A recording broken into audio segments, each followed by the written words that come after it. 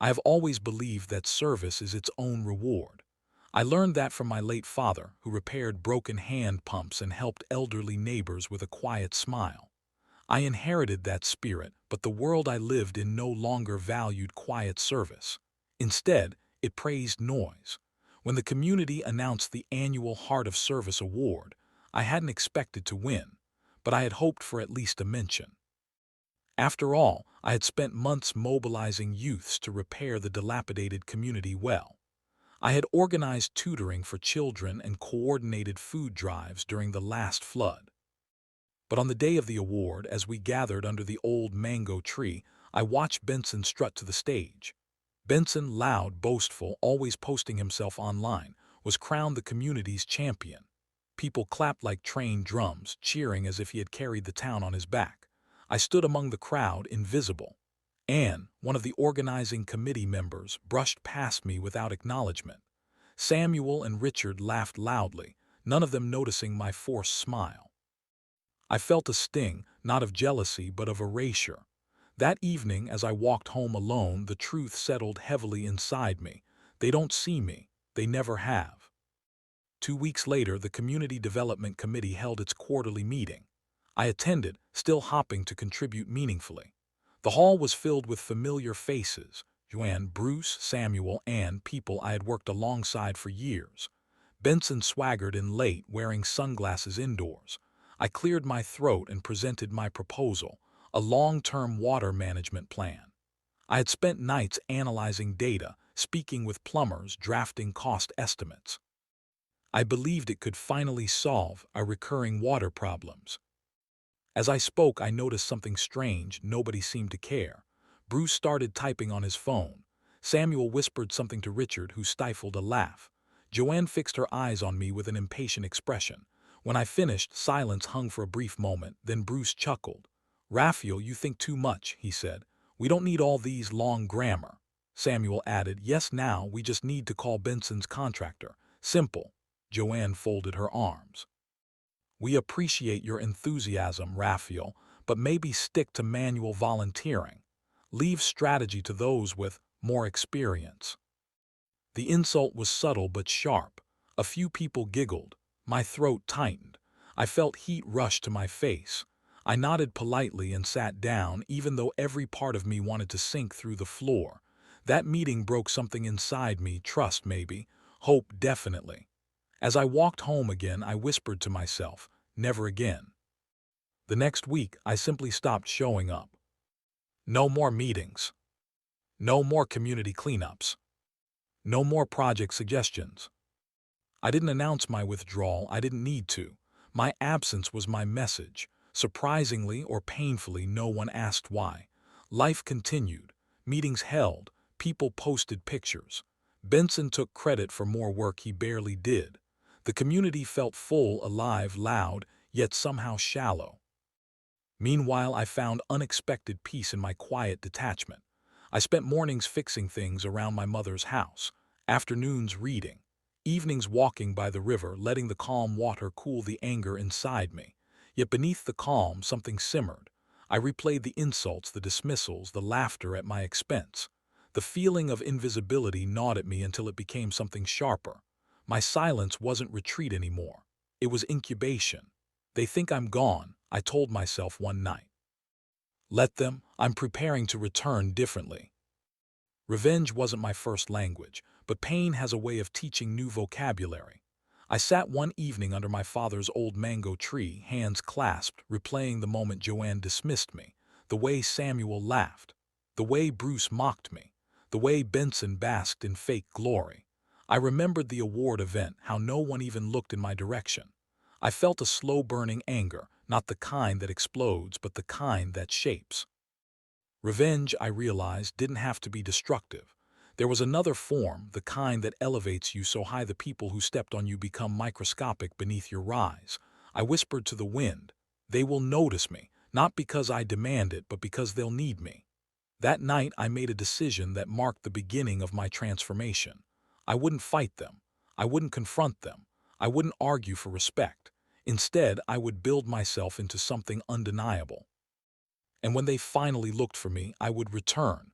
A different man entirely. Life has a strange way of sending the right person when you're ready. I met Elliot by accident at a small community bookstore. He was in his late 60s, tall, calm, with an aura of lived wisdom. He had once been a prominent community leader but withdrew years earlier after facing similar disrespect. Elliot noticed me browsing leadership books and smiled knowingly. "You carry the look of someone who wants to rebuild himself," Elliot said. I was startled. "How did you know?" He chuckled softly. "Because I once stood where you're standing." We spoke for hours. I poured out my experiences, expecting judgment but finding understanding instead.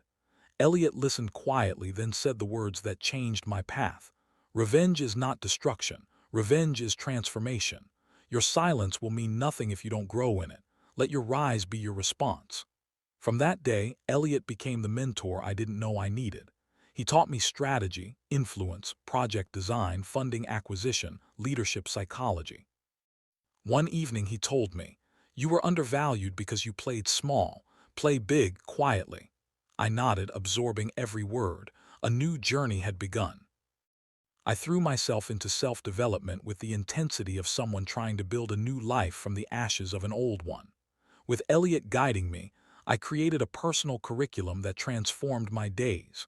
Mornings were for online courses, leadership, digital literacy, proposal writing, project management. I filled notebooks with diagrams, strategies, and ideas. What once seemed complicated now became exciting. Afternoons were for practical application.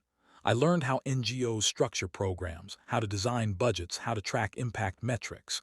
Elliot also trained me in public speaking, not for applause but for influence. Evenings were for reflection. I journaled my progress, documenting not just what I learned but who I was becoming. My handwriting grew more confident with each entry. Meanwhile, the community remained oblivious. Samuel posted photos of their weekly meetings. Benson continued showing off half-done projects. Joanne wrote long captions about leadership, never mentioning the man who used to carry most of the actual work. I felt no anger now, only determination. I told Elliot one day, "If they won't give me a seat at the table, I'll build another table entirely." Elliot smiled. "Exactly, let them come looking."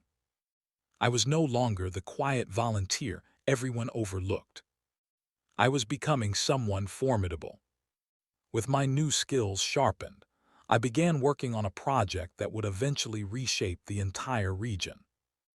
It started as a simple idea, a youth empowerment and skills hub, but I envisioned something larger, a center that offered digital literacy, entrepreneurship training, agricultural innovation, and mentorship. I kept everything secret. I rented a small, unused warehouse on the outskirts of the community, far enough to avoid notice but close enough to impact the people who once dismissed me. I refurbished it quietly, repainting walls, repairing windows, installing basic equipment. Elliot helped me network with organizations interested in supporting youth development. Every step was intentional, hidden, disciplined. Emily, a former classmate passionate about education, heard whispers about my project and reached out. "You're doing this alone?" she asked, shocked as I showed her the blueprint. "For now," I said. She smiled. "Let me help. I owe you for tutoring me years ago." Soon others joined discreetly: Peter, a computer technician, Anne's younger cousin Emily, and two young men I once mentored. They all agreed to work under the radar. The youth hub began taking shape. I often stood in the empty hall after long work days, imagining young people filling the space, learning, growing, dreaming. It made me smile. I whispered to myself, "I'm building something they will not be able to ignore." While I built silently, the community faced a crisis that exposed years of mismanagement. The water problem, ignored and poorly managed by Benson and Samuel, finally exploded. The borehole pump failed entirely. The backup well dried up. Women and children walked miles to fetch water. Fights broke out. The village WhatsApp group became chaos. "Who will fix the pump?" Why is the council silent? Didn't Benson promise us water? Benson posted videos blaming the contractor. Samuel accused sabotage. Joanne defended the committee, saying, "We are working on it," though everyone knew they were. During an emergency town hall, people argued, shouted, and pointed fingers. And yet no one mentioned me. Not at first. But whispers began. Wasn't Raphael the one who repaired the well last year? Where is he now? He used to handle these things. Maybe we should call him. Their desperation grew. Their pride shrank. I observed everything from afar. I sympathized with the suffering, but I also remembered the humiliation of that meeting where my water plan was mocked. Elliot asked me gently, "Will you step in?" I shook my head. Not yet, they haven't learned anything. My silence became a mirror in which the community saw their failures. The crisis deepened, tension simmered. For the first time, the once proud leaders of the community looked uncertain. I visited the river during my evening walk, watching young boys struggle to fill their containers. It pained me, but beyond the pain was something new, a sense of direction. I was no longer driven by hurt alone. I was driven by purpose. Elliot walked beside me, hands behind his back. "You can help them easily, Raphael," he said. "I know," I replied. "But if I go now, everything will go back to how it was. They'll patch things temporarily and forget the lesson." "Revenge?" Elliot asked. "Balance," I said quietly. I stayed focused on my project.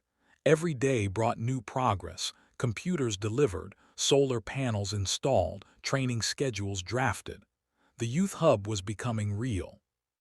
Meanwhile, the community's crisis reached its peak. Even those who mocked me began to ask questions. Does anyone have Raphael's number? Where has he been? He was the one person who actually worked. But I did not respond to calls or messages because none came. No one contacted me directly.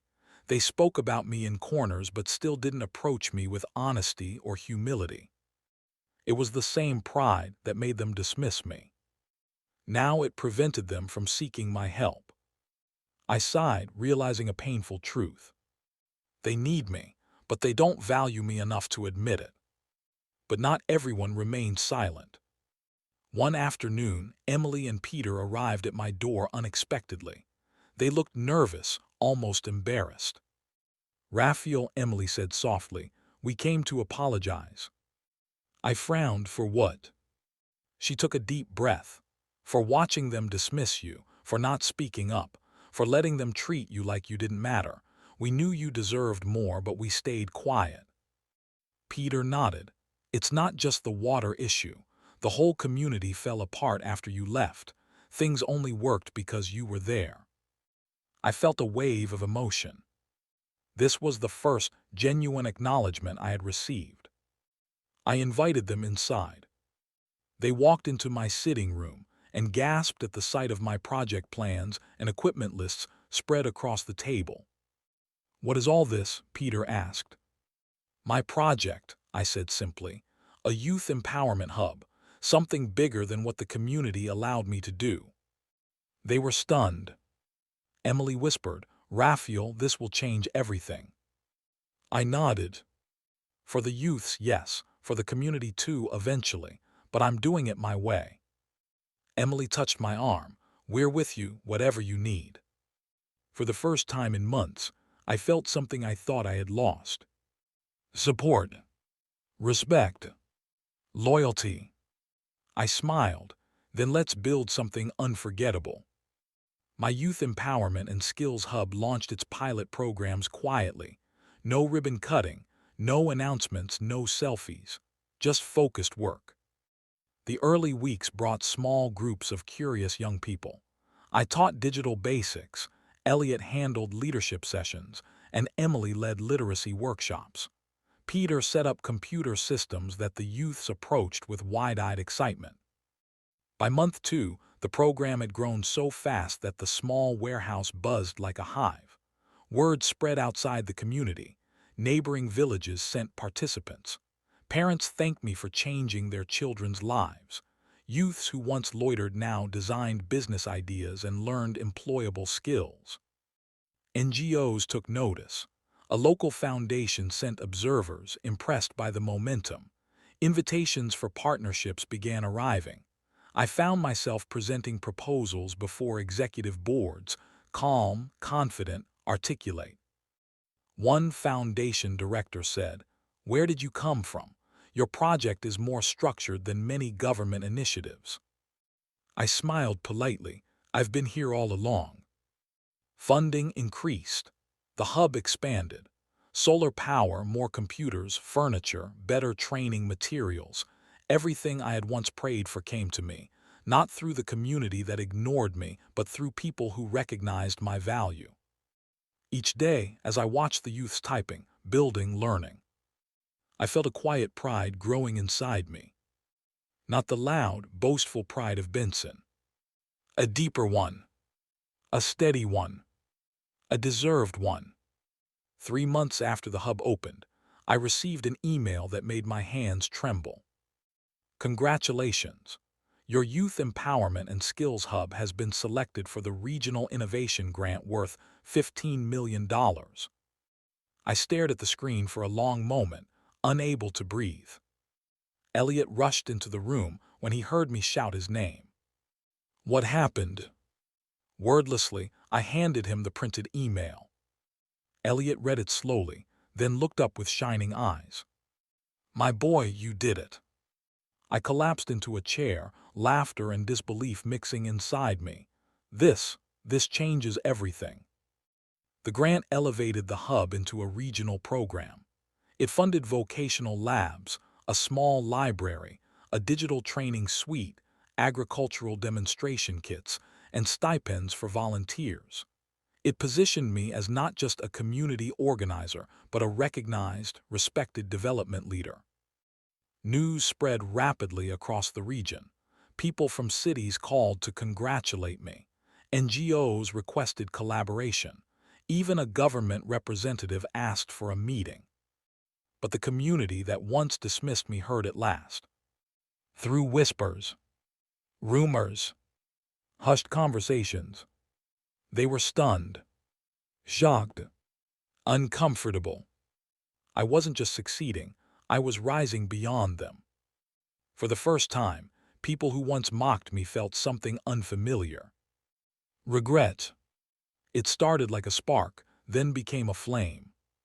At the market, women whispered, "Did you hear? Raphael got a big grant." At the barber shop, young men discussed it. "He's now working with NGOs. Oh, big people." Even Benson's supporters muttered, "He's doing something serious, unlike some people." The community group chat blew up. Screenshots of my photos with regional leaders circulated widely. My name, once ignored, now carried weight.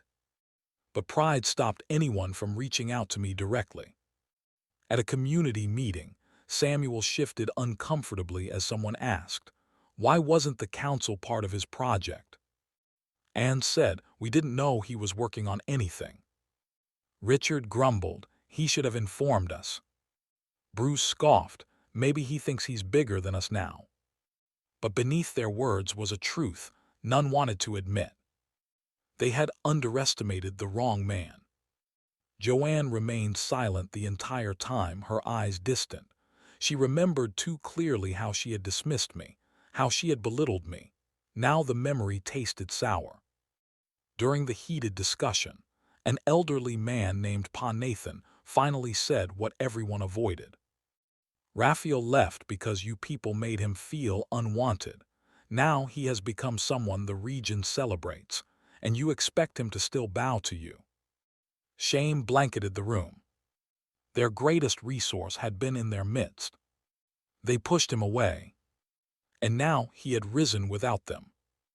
No one suffered from my rise more than Benson. He had built his reputation on noise, photos, and shallow leadership. But now, compared to me, he looked like a child pretending to be a giant. Then came the final blow. The community audited Benson's water project and discovered huge financial gaps. Funds were unaccounted for. Contractors had not been paid. Half the materials listed on receipts were never delivered. Samuel and Richard abandoned him instantly. Joanne condemned him publicly. Bruce pretended he never supported him. Benson spiraled. At a chaotic community meeting, people shouted at him. "You stole our money. You deceived us. You said you could fix the water." Benson stammered excuses, sweating, overwhelmed. "It's not my fault, the contractor. He cheated." No one believed him. In desperation, he pointed toward my achievements. "Why are you praising Raphael? He abandoned the community. He left us to suffer." But the room fell silent. Someone responded, "He left because of you and your friends." Another added, "He didn't abandon us. We drove him away." The barrage continued until Benson walked out, humiliated. He had spent years basking in empty praise. Now he was drowning in the truth of his own emptiness. Of course, it is my story after all. Here is the continuation and conclusion told from my perspective. A week after Benson's public downfall, they finally came. A delegation of the once proud, Anne, Samuel, Joanne, and Richard, standing awkwardly at the entrance of my youth hub. They looked small against the backdrop of what I had built. I walked out of my office slowly, wiping dust from my hands from a newly installed shelf. Joanne cleared her throat. "Raphael, good afternoon." I nodded, my expression neutral. "Good afternoon." Samuel was the next to find his voice. We came to talk about the community." Richard, uncharacteristically meek, added, "We need your help. Things are falling apart." They laid it all out. The water crisis was worse than I'd heard. The leadership was fractured. Trust was gone. Their words were cautious, laced with a humility that sounded foreign on their tongues. When they finished, Anne stepped forward. Her voice cracked with a sincerity I'd never heard from her before. "Raphael, we are sorry, truly. We should have valued you more. We should have listened." I remained calm, not cold but steady as a rock. I let the silence hang in the air, a silence they were forced to endure. Elliot watched from the doorway of the main hall, his face an unreadable mask of quiet approval. Finally I spoke. "I hear you, I accept your apology." I paused, letting the words settle. "But I cannot return to the way things were. If I help, it will be on my terms." They nodded eagerly, a wave of relief washing over them. "Of course, anything you need. We're ready to work with you. We respect what you've built." As they left, shuffling back towards the community they had mismanaged, I stood quietly, absorbing the moment. They had finally come to me. But the victory didn't feel like the fiery revenge I once imagined. It felt like justice, a quiet, steady justice. And I knew it was only the beginning. That night, I sat under the same mango tree where my transformation had begun. The community had come begging, humbled and regretful. It was the scenario I had dreamed of during my bitterest nights. So why did I feel a knot of conflict in my stomach? Should I help them, or let them figure it out alone? Elliot appeared beside me as if summoned by my thoughts. "You have everything you need to help them," he said, his voice low and calm. "But remember, this isn't about punishment. It's about teaching them accountability." I nodded.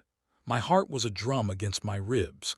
I thought of Anne's tearful apology, of Samuel's awkward humility. Helping them would mean reopening the wounds they had inflicted. Yet the idea of guiding them while they respected my boundaries felt right. It would be a return orchestrated by me, an exercise in power and wisdom, not bitterness.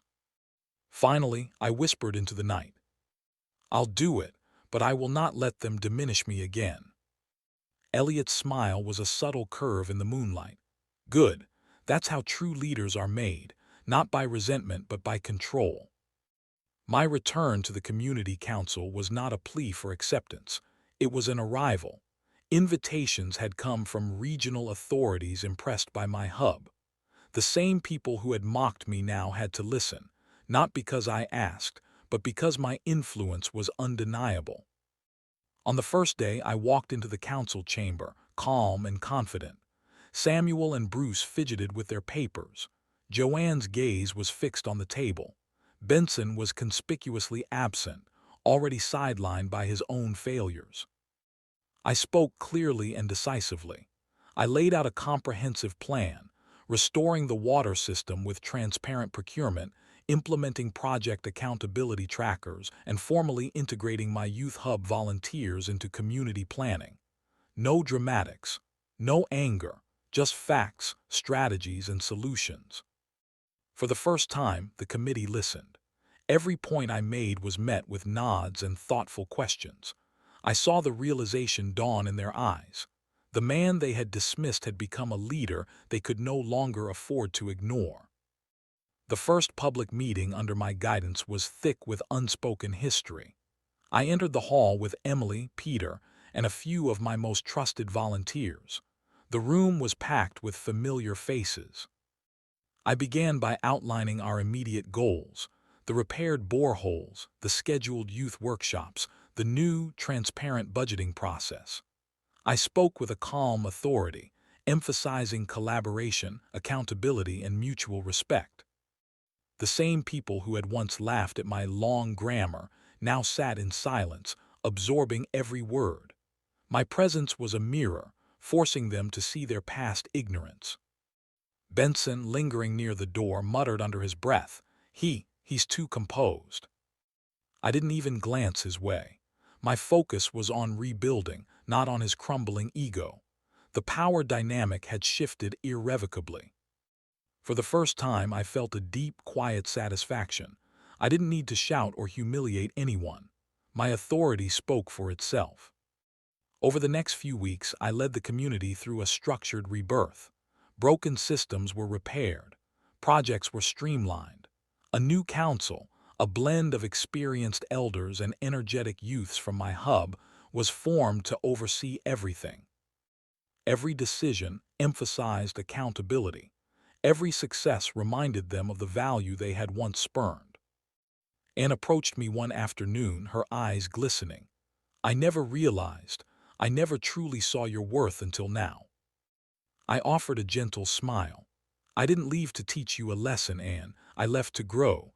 Now we can all move forward together." Even Samuel and Richard began to adjust, taking responsibility for their past mistakes. Bruce's grumbles grew quieter, eventually replaced by a grudging respect. The transformation wasn't just in the fixed water pumps or the new community garden. It was in the culture. The community now functioned with an efficiency and respect I had always known was possible. And I quietly was at the center of it all. Benson, however, had no foundation to build upon. His ego, constructed from superficial praise, crumbled completely in the shadow of my tangible success. The audit of his water project revealed everything: misappropriated funds, unpaid contractors, falsified receipts. His supporters abandoned him like rats from a sinking ship. In a final, desperate act, he came to me, his bravado gone, replaced by a pleading desperation. "Raphael, please, you have influence now. Guide me," he begged. I looked at him, feeling not anger but a profound pity. "You could have built something real, Benson," I said, my voice even. "You had the same opportunity I did, but you chose noise over substance. Learn from that if you can." He left, his shoulders slumped, finally understanding that influence built on appearance alone always collapses under the weight of truth. My leadership began to ripple outward, transforming the community's very identity. Youths carried themselves with new purpose, elders engaged with new ideas, and transparency became our standard. When I was invited to speak at a regional development summit, the local media covered it. My reputation now transcended our town. People who once dismissed me were now proud to say, "He's from our place." Celebrating with Anne, Emily, and Peter, I understood a crucial truth. This was never about proving people wrong. It was about fulfilling a potential they were too blind to see, mine and the community's. Even my staunchest critics could no longer deny the results. When Samuel and Joanne publicly praised the hub's impact, I simply nodded. The recognition was no longer something I craved. It was a natural consequence of my work. The community's approach to me was fundamentally different. Samuel asked for guidance on project planning. Joanne consulted me on mentorship programs.